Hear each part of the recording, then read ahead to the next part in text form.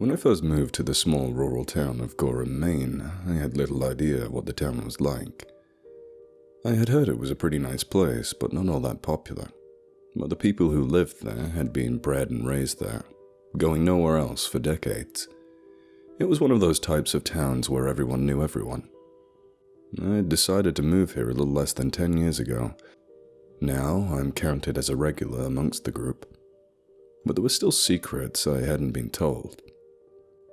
There are secrets you don't go prodding at in a group of such closeness and security. Such as the ones about the past. Ah yes, the past is a popular topic. When gas was 50 cents a gallon and when you could get your milk delivered to you. But the past I speak of is a past that no one in this small town wants to be reminded of. Legends are something that are often passed down from father to son, mother to daughter, daughter to cousins, and cousins to strangers met at parties. Disturbing stories get around, but none of them can be true. As the game telephone goes, a word passed around so much that by the time it gets to the end, it's completely different from when it started. The reason why I'm writing all this, and the reason why I'm even telling this story, is because it has no ending. I'm confused to no end about what happened, and I'm hoping someone, somewhere, can make sense of this child's tale, rumor-sparking nonsense. It's been on my mind since it happened, even though it was back in 2008. I suppose I ought to explain. The 23rd of September 2008. My house is on the border between Wyndham and Gorham, near the river, buried in the woods just slightly. One frightfully boring afternoon, I had been told by my girlfriend that there were some walking paths into the deeper parts of the woods.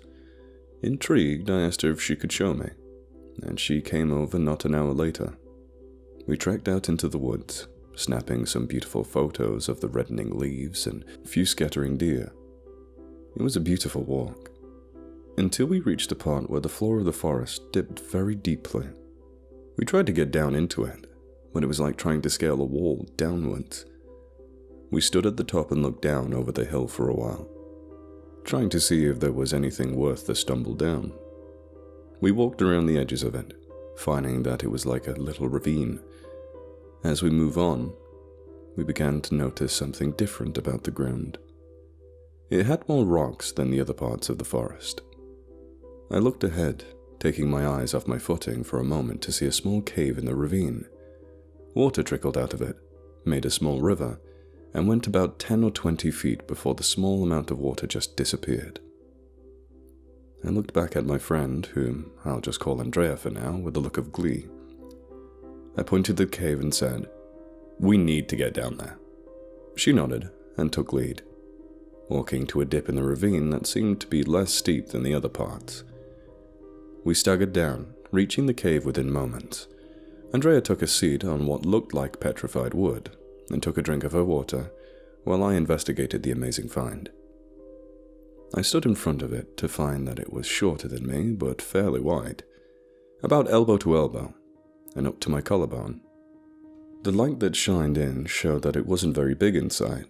It dipped in and became very tight. But the most unique thing about this cave is that it was made out of stacked and plastered stones. I snapped a few shots of it, feeling very excited. My kids would love to see this, I was thinking as I took a step in, ducking my head down. Disappointment caught on, though. We were hours into the woods and I had no flashlight. A frown came to my face, but still, I took photos of the interior. It was wet, dripping and cold. A shiver raced down my spine. A slight blow of cold air came from the cave, like a soft, tired exhale, and an even softer noise followed. Over the dripping of the water, I could hear a small, short hiss. It was just a second, and the sound was near silent, but I heard it. I backed away from the cave, taking a final photo before turning to Andrea. She smiled at me and said something about farmers making tunnels that went under old roads to irrigate unwanted water to another place.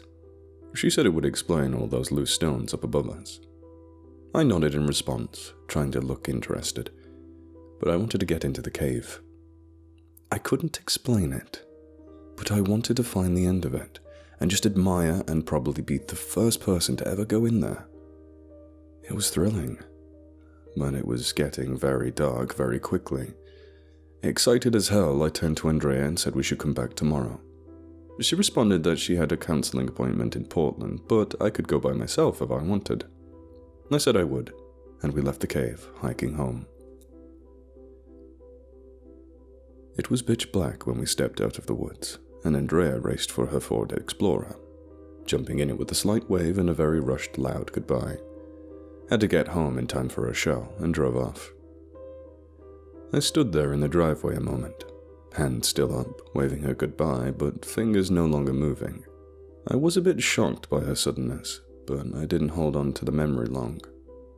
The walk home was uneventful, just to say, and I only note that Andrea said nothing, and looked anxious the entire time. When I got home, I uploaded the photos onto my laptop, looking at them all with glee and interest. My favorites were of the cave in all its beauty. I flipped through the photos and decided I should head to bed if I wanted to get out there early. As my computer was shutting down, I thought about what Andrea had said about the farmers making caves for water, and somehow I believe that was what it was. But it seemed like it held a higher purpose, like it was for something much more important than just some water and stones. I wanted it to be an amazing hideaway, where a murder had been committed and someone's bones still lay there, waiting to be discovered. Goosebumps popped up my arms and legs, and I ran for the phone. Someone had to come with me. If not Andrea, then someone else. I had to share what I was going to find, and make sure everyone believed me. I phoned my other friend, my daughter's best friend's mother, and asked if she wanted to go hiking. She gave permission for her name to be given here, so Carol asked where we would be going to. I told her we'd be going the old paths behind my house. There was a long pause before she quietly replied with a "sure," and said she'd be over tomorrow at 9 a.m. As I lay in bed, staring at my ceiling fan, something reminded me that Andrea had been out of counselling for 2 years. Contemplating this remembrance, I turned to my sign, looking to the doorway. I remember seeing my bag where I set it down, but it was on its side. I figured I'd knocked it over whilst closing the door. Not much after that. I fell asleep. My sleep was dreamless. Carol arrived a bit late, 9:27, but she said her youngest son Aaron had the flu and she had to wait for her husband to get home to watch him while she was gone. We set out for the cave at 10:39, and the trip was once again uneventful. When we reached our destination, Carol said she wasn't feeling good and wanted to stay on top of the ravine. I went down though, venturing to the entrance of the cave. I had checked and double-checked to make sure I brought my camera and flashlight that morning, whilst waiting for Carol to show. Before I got down and dirty, I shrugged my backpack off and brought my headlamp, flashlight, and camera out of it. My cell phone was already in my pocket, though I doubted I would need it. Carol would hear me if I yelled, I was sure of it. I stuck my head into the cave, listening carefully. I heard nothing but droplets dripping into puddles and a small rush of water. I turned my flashlight on, aiming it into the cave. The first view of the cave made my jaw drop. It was tiny, very tiny, but I could see very far back, noticing that it either ended or took a sharp right. I took my first few steps into the cave, ducking down as I began to crawl. My hands were on slick, dirty rocks, and the angle at which I had to crawl made my bones feel like crumpled paper. It was like being crouched on my feet, but my legs spread apart so I didn't get my boots into the water. I found loose stones and some mounds of dirt to maneuver my way into the cave. It was very uncomfortable and a slow process, but I managed to get to a dip in the cave before I had to pause. I decided to turn off my flashlight and hook up my headlamp, since I did a lot of hand grabbing instead of flashlight aiming. At this point, I could turn around and see Carol outside, and the trees. I was maybe 8 or 9 feet into the cave.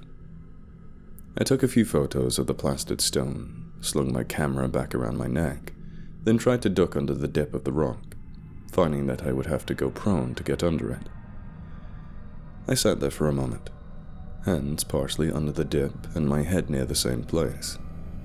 I wondered if it was worth getting soaked for. The floor was wet, water trickling underneath me. I thought about it for a moment, then remembered I was wearing a windbreaker. I took it off, settling it where I would have to crawl, and quickly went under. I held my flashlight and the camera in front of me, trying to find a place to set them so I could move without being held down by them. There was a small crevice in the rock, and I shoved my flashlight in that, and hung my camera around the hilt of the light. I squirmed, feeling my back grind against the ceiling, skin being torn up through my shirt. But the little struggle was over in seconds, and I was able to sit up on the other side. I paused a moment, turned and set a random stone on my windbreaker, so I would have a way to crawl back through when I returned. I took my camera and flashlight, looking towards the way I just came. I could barely see the light coming from under the dip, and the darkness seemed to swallow me up if I looked away. I turned my headlamp to the shadows and started my awkward crouch walking again, but at a higher level than before. More anxious than excited now, I headed on. By now I had been in the cave for 10 or 15 minutes, and was about 14 feet into the cave. The further I went, the more silent it became. The sounds of birds were silenced, the ambience of the forest gone. All I could hear was trickling water, my labored breathing, and the shift of stone and sand beneath my feet. It was a thick silence whenever I stopped to catch my breath. A warm, gross, thick silence that made everything feel heavy. The cave smelled dank, if I hadn't mentioned, like rotting leaves and rust. If rust even had a smell. But I feel like it's the only thing I could compare the metallic smell to. It wasn't blood, I knew that. It was too pungent to be blood. The smell made my nose burn, but it smelled good, in a really stupid way. You know those smells that you know smell terrible, but you're eager to smell more? At about 27 feet in, I found the cave was getting a bit taller but less wide. I had to really squeeze my way through at some points, and worm my way around the tight spots. My back soon became sore and throbbing with a tiny sharp pain from all the scrapes and cuts from the stones. My hands and knees were covered in slime and dirt, but I didn't let it bother me. I was getting close to the turn of the cave, and anxiety was soon beaten by excitement. Though this wasn't a good thing. Excitement wired me up, and I tried to move faster towards the turn, and I slipped a lot more than I did before. I always caught myself, but there were a few close calls where I almost smashed my face into a solid rock. The cave widened so I could nearly stand up again. It seemed to be about as big as the embrace, maybe a bit thinner. 35 feet in, and the turn was in front of me. I placed my hand on the corner and looked around it. The cave got much bigger, and I was glad to get to stand up. I saw nothing other than the small pool of water and a steady stream coming from the roof, which was about 5 feet tall. The cave looked to be about 7 or 8 feet across. Piles of stones were stacked in the corners, as if left by people who were working in the caves. I doubted it though. I raised my camera to take a few photos when I heard the hissing. Except it was much closer and louder than when I had heard it outside the cave. It sounded like it was coming from right behind me, which obviously scared the life out of me, and I dropped my camera to my chest and the straps came loose, whipping around to face the trickling water. With a loud splash, the camera hit the pool of water and sunk God knows how far. I stood in silence for a moment, looking hard at the other side of the room. I glanced around after a moment, my headlamp snapping one way and then the other before I realized that I had dropped my camera. I dove to my knees, thrusting my hand into the water without thinking. I went in almost up to my shoulder, but I couldn't feel the bottom. I pulled out, looking close to the water with my headlamp, trying to see the bottom, but there was nothing. My eyes met my own in the water, and I sighed. The noise didn't echo. It just stayed right by my lips. Nothing in this cave echoed. Nothing. Just as I was about to turn away, I saw a black shape behind my left shoulder. My heart dropped and I quickly turned, sitting on my rear. Nothing was there but a hulking tower of rocks, which I had tried to take photos of. I chuckled nervously, standing up, wiping my hands off, and turning to the pool again. I bit my lip, glad that I had left my professional Canon camera at home, bringing my digital instead. But it was still $60, lost to the bottom of a probably endless pool. But there was nothing to be done, so I turned to the way I came, looking at the cave with developing anxieties. I was unsure about going any further after what had ensued. 40 feet in, I was having serious doubts about turning and going back. Especially that hissing. As I stood and thought, I wondered if the hissing was some sort of snake or bat. It wasn't out of the question, but if there was some sort of snake in here, it was near harmless. Bats, not as common in Maine as other places, but just the same, harmless. So I adjusted my headlamp and turned to the path I hadn't walked yet. The next tunnel wasn't as wide as the cave, but it was still just as tall, if not taller. The walls were smoother and made out of a more lighter stone than the rest of the cave. Just as I was about to step into this tunnel, my phone vibrated in my pocket. I fumbled for it, taking it out and shoving it to my ear. Carol was on the other end, a bit distorted. Hey, you've been in there for like an hour. What are you doing? I'm not in that far. It was hard to get this far, but must be like 40 or 45 feet. I stepped further into the tunnel, looking deeper. I think I'm gonna go past the cave and see what's above it. Alright, I'll keep going here, I said, pausing to listen what she was saying. Be careful, Camden. The cave could get confusing. Or worse. Worse? Collapse. The word struck me. I hadn't even thought about it. I'll be careful about those loose stones and curvy paths, I said with a slight chuckle. Carol didn't laugh back, but instead sighed. I'll see you soon. Click. I pulled the phone from my ear, stared at it, then stuck it in my pocket again. I pushed onward, stepping over a few bigger rocks that had seemed to have fallen from the ceiling a long time ago. After another 30 minutes of uneventful straight tunnel, I found myself in another one of those rooms with stones stacked around me. There was no water this time, but instead a strange patch of gravel near the top right corner. It was squarish, but sort of rounded. On top of it was a rusted ancient shovel, driven into the gravel. I can't really say shovel. It was more like a piece of metal with very rotted, very broken wood, holding a handle on top. Around the shovel head was what looked like an old plaid hat. It looked even older and more beat up than the shovel. A few holes in it, dirt and grime slicked across the entire surface. It had a hole where the shovel went through it, as if it had been sat on the shovel handle, but eventually rotted to the point where it couldn't hold its own weight up and had fallen. I stared at it for a long time, really hoping it wasn't what I thought it was. I turned from it quickly and hurried to the next tunnel, squeezing in and leaving the suggested grave behind without any second thoughts. The shovel must have been 86 feet into the cave. Traveling down the next tunnel was harder than the rest, since it seemed that the walls were either incomplete or damaged. There were a lot of piles of rocks and dirt, and even some remnants of tools. I was becoming more and more confused, more and more anxious about what was going on. Andrea had said the tunnel had been complete, and had been for the last 200 years. The way things were beginning to look was like whomever had been working down here had left very quickly and very suddenly. The hissing suddenly came to mind, and the shadow behind my reflection. Instead of being excited, I became scared. There was something very much off about this place, and I was hating every second of it. But going back now would render me a scared little girl that had no stomach for adventure to Carol and the others.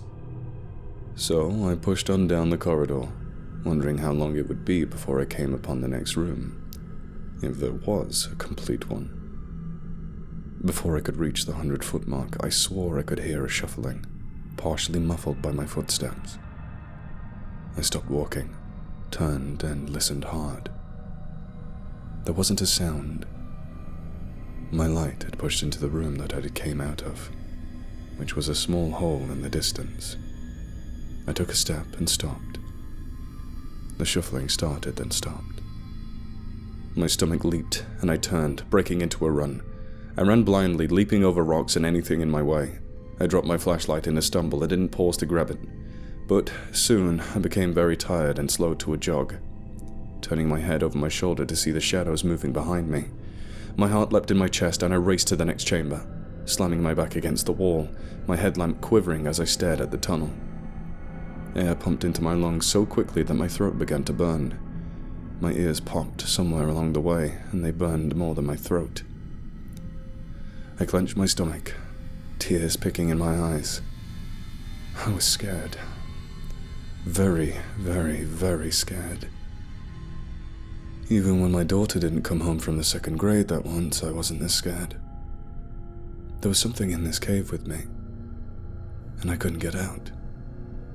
I was trapped. I felt a lump rising in my throat, and I let out a cry, sinking to the floor.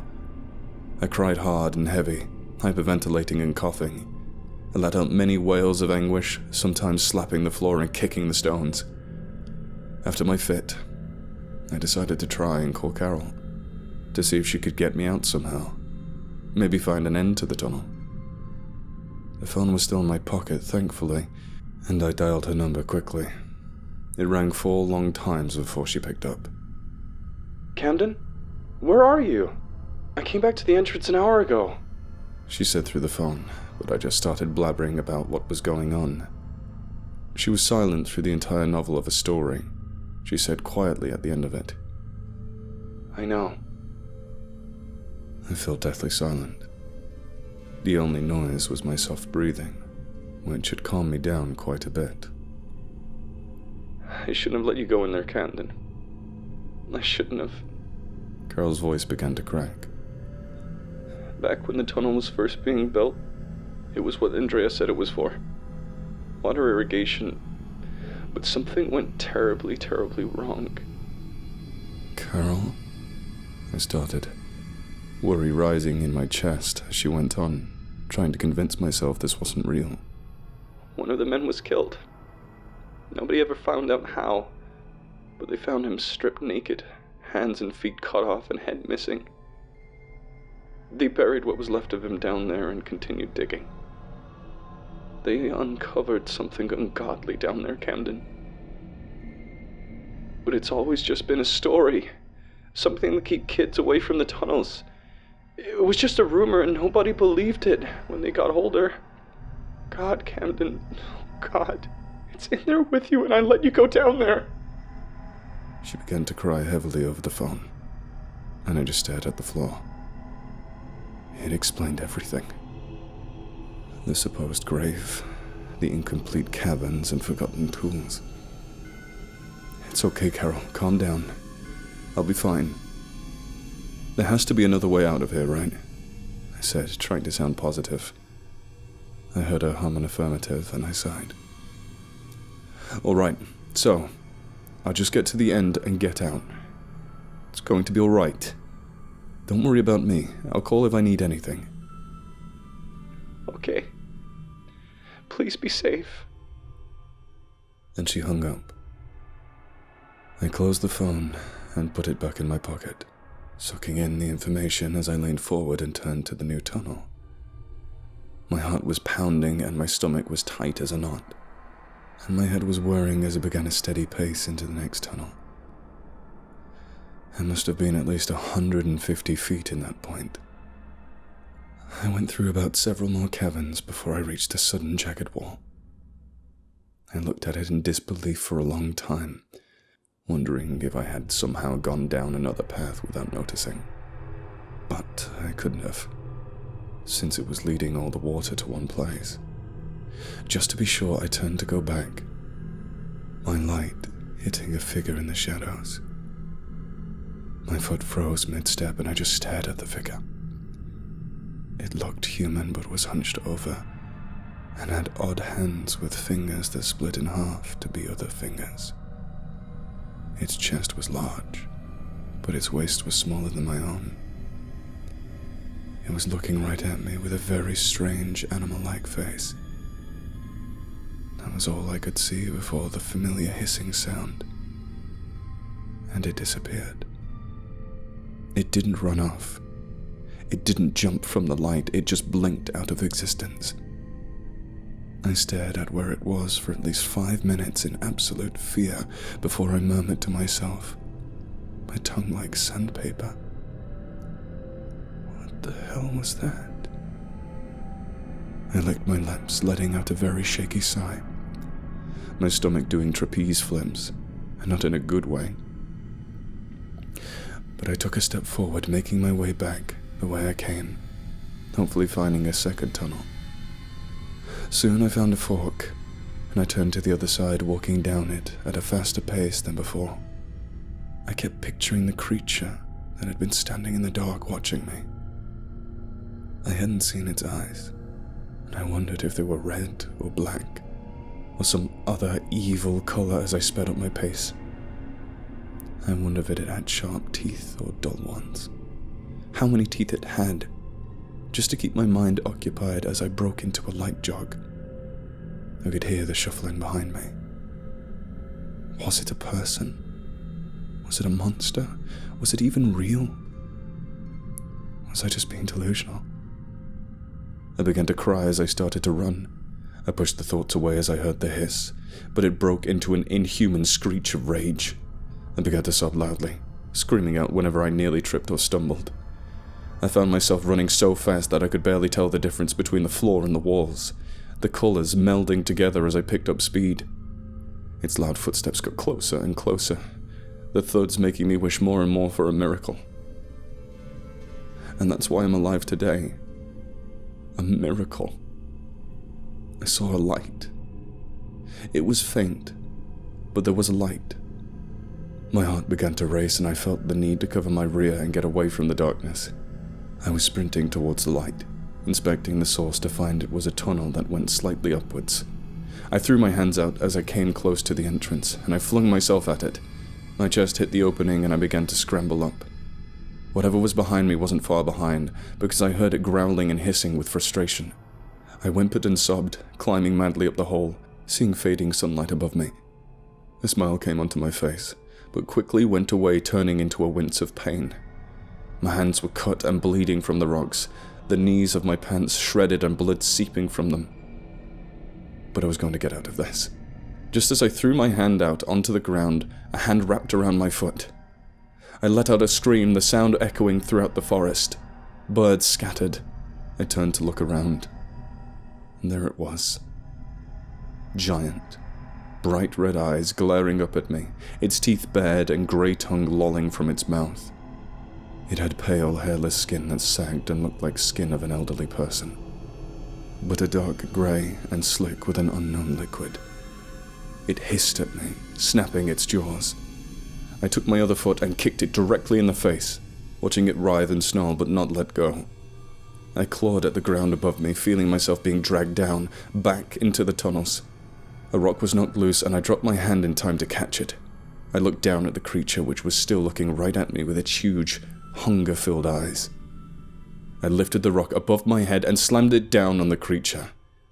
It let go of my leg and roared that not animal, not human roar and tumbled back into the cave.